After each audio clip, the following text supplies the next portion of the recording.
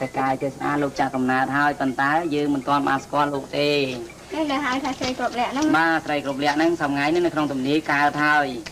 គ្រប់ការបានទៅ4ឆ្នាំនេះហើយណាបាទពេលដែលព្រះអង្គបានចាប់បដិសន្ធិឡើងបាទពេលដែលគ្រប់ការហ្នឹងគឺថាពេលហ្នឹងស្ដេចនគរកណ្ដាលហ្នឹងត្រូវមានជំងឺជាទម្ងន់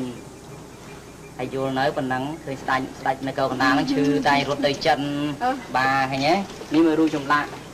បើស្ដេចអង្គនោះចង់រស់ទំនាយទាយប្រាប់យើងថាមានស្ត្រីម្នាក់ទៅប្រាប់ស្ដេចនោះថាចូលអ្នកទៅធ្វើពិធីបុណ្យសុំឲ្យព្រះបាទសូរ្យវរ្ម័នទី2ជួយបន្តអាយុទើបអ្នករស់បានមើលរូបភាពចម្លាក់ហ្នឹងនេះបាទស្ដេចនគរកណ្ដាលនឹងឈឺជាទម្ងន់ហើយត្រូវធ្វើពិធីបុណ្យឲ្យព្រះបាទសូរ្យវរ្ម័នទី2នេះជួយព្រះអង្គទៅព្រះអង្គរស់បាទនេះគេមកធ្វើបុណ្យហ្នឹងឥឡូវធ្វើនៅបាទធ្វើរាល់ដងហ្នឹងចឹងបាទធ្វើតាមទេ